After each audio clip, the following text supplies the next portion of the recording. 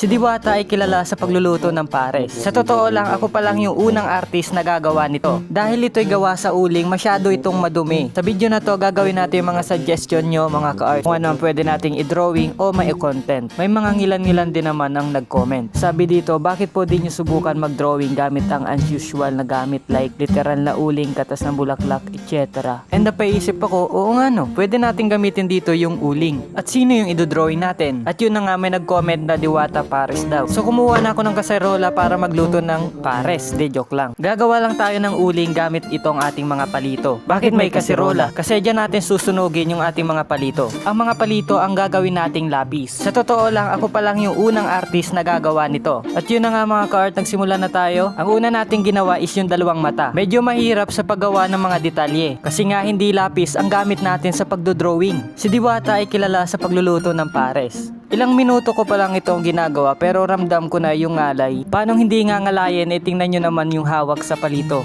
Dahil ito'y gawa sa uling, masyado itong madumi. Kaya kailangan natin burahin yung mga dumi.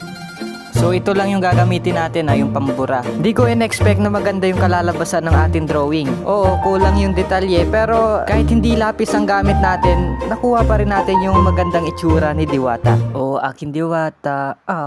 And voila, ito na yung ating Diwata drawing using palito.